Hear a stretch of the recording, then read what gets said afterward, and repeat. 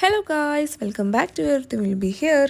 ഇന്ന് നമ്മൾ എന്താ ചെയ്യാൻ പോകുന്നതെന്ന് അറിയോ? കുറച്ച് നല്ല അടിപൊളി പഴഞ്ചൊക്കെ കിട്ടിയിട്ടുണ്ട്. അപ്പം അത് വെച്ച് നമ്മളിന്നൊരു നല്ല സൂപ്പറായിട്ടുള്ളൊരു ഹൽവ ഉണ്ടാക്കിയെടുക്കാൻ പോവുകയാണേ.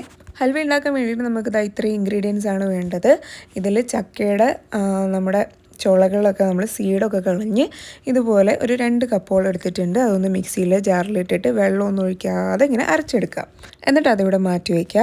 ശേഷം നമുക്ക് ഒരു 4 ആണി ശർക്കര നമുക്കൊന്ന് നന്നായിട്ടൊന്ന് ഉരുക്കി പാനിയാക്കി എടുക്കണം. പിന്നെ ഒരു അടികട്ടിയുള്ളൊരു പാത്രം എടുക്കുക. അതിലോട്ട് 1 ടേബിൾ സ്പൂൺ നെയ്യ് ഒഴിക്കുക. അതിലേക്ക് അരിഞ്ഞു വെച്ചിട്ടുള്ള നമ്മുടെ തേങ്ങാ കൊത്തിട്ടിട്ട് ഒന്ന് ചെറുതായിട്ടൊന്ന് വറുത്തെടുക്കുക.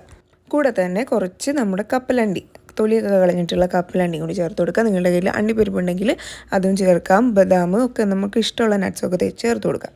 നട്ട്സൊക്കെ ഒന്ന് വറുത്ത് വന്ന് കഴിയുമ്പോൾ അതിലേക്ക് നമുക്ക് അടിച്ചു വെച്ചിട്ടുള്ള നമ്മുടെ ചക്കയുടെ പൾപ്പ് ഉണ്ടല്ലോ, അത് ചേർത്ത് നന്നായിട്ട് കൈവിടാതെ ഇളക്കി കൊടുക്കുക. ആ സമയം മറ്റൊരു ബൗളിൽ നമുക്ക് ഒരു കപ്പോളം ആട്ടപ്പൊടി എടുത്തിട്ട് അതിലേക്ക് ആവശ്യത്തിന് വെള്ളം ഒഴിച്ച് അതൊന്ന് കുഴച്ച് ഇതുപോലെ ആക്കി എടുത്തിട്ട് കുറച്ചുകൂടി വെള്ളം അധികം ഒഴിച്ച് അത് സോക്ക് ചെയ്ത് വെക്കുക. ഒരു 10 മിനിറ്റ് ഇതിങ്ങനെ തന്നെ ഇരിക്കട്ടെ. അപ്പോഴത്തേക്ക് നമുക്ക് ചക്കേനെ നന്നായിട്ടൊന്ന് ഇളക്കി ഒന്ന് അത് ചെറുതായിട്ട് തിള വരുന്ന ആ ഒരു സ്റ്റേജിലേക്ക് എത്തിക്കാം. ഈ റെസിപ്പിയിൽ ഇളക്കലിനൊരു സുപ്രധാന പങ്കുണ്ട് കേട്ടോ. ഹൽവ നല്ല പെർഫെക്റ്റ് ആയിട്ട് കിട്ടുന്നത് ആ ഇളക്കലിലാണ്. അപ്പോൾ ഇവിടെ നമ്മൾ സോക്ക് ചെയ്ത് വെച്ചിട്ടുള്ള നമ്മുടെ ഗോതമ്പിൻ്റെ ആ മാവ് ഒന്ന് കൈ വെച്ചിട്ട് ഒന്ന് അലിയിച്ചെടുക്കുക.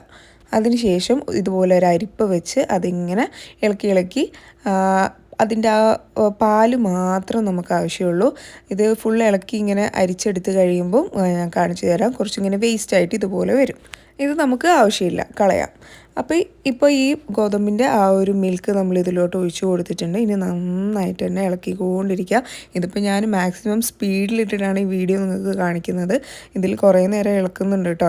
ഇളക്കിയിട്ടില്ലെങ്കിൽ ഇത് അടുക്കി പിടിക്കും, നമ്മുടെ റെസിപ്പി കംപ്ലീറ്റ് ഫ്ലോപ്പായി പോകും. അപ്പോൾ ഇതിൻ്റെ ഇടയ്ക്കൂടെ നമ്മൾ ഒരു സ്പൂണ് നെയ്യും കൂടി ചേർത്ത് കൊടുത്തിട്ടുണ്ട്. അതേപോലെ തന്നെ ഒരു സ്പൂണ് വെളിച്ചെണ്ണയും ചേർത്ത് കൊടുത്തിട്ടുണ്ട്. ഇനി അതിൻ്റെ മേലേക്ക് നമ്മൾ ഉരുക്കി വെച്ചിട്ടുള്ള നമ്മുടെ ശർക്കരയുടെ പാനി അത് അരിപ്പ വെച്ച് അരിച്ച് അതിലുള്ള വേസ്റ്റൊക്കെ കളഞ്ഞിട്ട് വേണം ഇതിലോട്ട് ചേർത്ത് കൊടുക്കാൻ. അപ്പോൾ ഫസ്റ്റ് ഞാൻ പകുതി ചേർത്തിട്ടുള്ളൂ. ബാക്കി നമുക്ക് കുറച്ചും കൂടി കഴിഞ്ഞ ശേഷം നമുക്ക് ചേർത്ത് കൊടുക്കാം. ഈ സമയം നമ്മൾ കുറച്ച് ഒരു 1.5 ടീസ്പൂൺ ഏലക്ക നന്നായിട്ട് പഞ്ചസാരയും കൂട്ടിയിട്ട് പൊടിച്ചെടുത്തതാണ്. പഞ്ചസാര ഇടുന്നതിൻ്റെ കുട്ടൻസ് എന്താണെന്ന് അറിയാമല്ലോ. ഏലക്ക നമ്മൾ വളരെ കുറച്ചാണ് എടുക്കുന്നതെന്നുണ്ടെങ്കിൽ മിക്സിയുടെ ജാറിൽ നല്ല സൂപ്പറായിട്ട് ഫൈനായിട്ട് പൊടിഞ്ഞ് കിട്ടും. ഇപ്പോൾ നമ്മുടെ മിക്സ് ചെറുതായിട്ട് തിളയ്ക്കാനൊക്കെ തുടങ്ങിയിട്ടുണ്ട്. ആ സമയത്ത് നമ്മൾ ബാക്കി മാറ്റി വെച്ചിട്ടുള്ള നമ്മുടെ ശർക്കര പാനിയും കൂടി ചേർത്ത് കൊടുത്ത് നന്നായിട്ട് ഇളക്കി കൊടുക്കുക. ഇളക്കി ഇത് നമ്മുടെ ഈ പാനിൽ നിന്ന് ഇങ്ങനെ വിട്ട് വന്ന് ഇങ്ങനെ ഉരുണ്ട് വരും. അതായത് കണ്ടില്ലേ, ഇപ്പോൾ ഇത് നന്നായിട്ടൊന്ന് സെറ്റായി വന്നിട്ടുണ്ട്. ഇനി ഒരു അര മിനിറ്റും കൂടിയേ നമ്മളിതിങ്ങനെ ഒന്ന് മിക്സ് ചെയ്യേണ്ടതുള്ളൂ.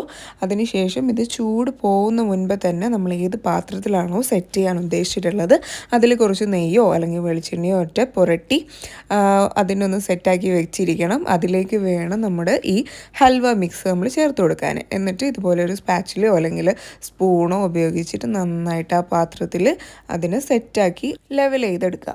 ഇതിൻ്റെ മേലെ വേണമെങ്കിൽ നമുക്ക് ഒരു ആർഭാടത്തിന് വേണമെങ്കിൽ കുറച്ചും കൂടി നട്ട്സൊക്കെ പൊടിച്ച് ഒരു അലങ്കാരപ്പണികളൊക്കെ ചെയ്യാവുന്നതാണ്. എൻ്റെ കയ്യിൽ ഇപ്പോൾ നട്ട്സൊന്നും ഇരിപ്പില്ലാത്തതുകൊണ്ട് ഞാൻ അതൊന്നും ചെയ്തിട്ടില്ല. ഇപ്പോൾ നമ്മുടെ ചക്കയുടെ ഹൽവയോടെ നല്ല സൂപ്പറായിട്ട് സെറ്റായിട്ട് കിട്ടിയിട്ടുണ്ട്. ഇനി ഇതൊരു 10-15 മിനിറ്റോളം നമ്മൾ ഫ്രിഡ്ജിൽ വെച്ചിട്ടുണ്ട്. ചൂടാറിയ ശേഷമാണ് കേട്ടോ ഫ്രിഡ്ജിൽ വയ്ക്കുന്നത്. ഇന്ന് തണുപ്പിച്ച ശേഷം എടുത്ത് ഇതുപോലെ കട്ട് ചെയ്തിട്ട് നമുക്ക് കഴിക്കാം. നല്ല സാധാ ഹൽവ പോലെയൊന്നുമല്ല, നല്ല വായിലിട്ടാൽ ഇങ്ങനെ അലിഞ്ഞു പോകുന്ന പരുവത്തിലാണ് ഇതുള്ളത്. അപ്പോൾ എല്ലാവരും ട്രൈ ആക്കി നോക്കുക കേട്ടോ. നല്ല ടേസ്റ്റുള്ള അടിപൊളി ഹൽവയാണ്. അപ്പോൾ ട്രൈ ആക്കി നോക്കിയ ശേഷം ഫീഡ്ബാക്ക് അറിയിക്കാൻ മറക്കരുത്. അപ്പോൾ ഓക്കെ, മറ്റൊരു വീഡിയോ വീണ്ടും കാണാം. അതുവരേക്കും bye.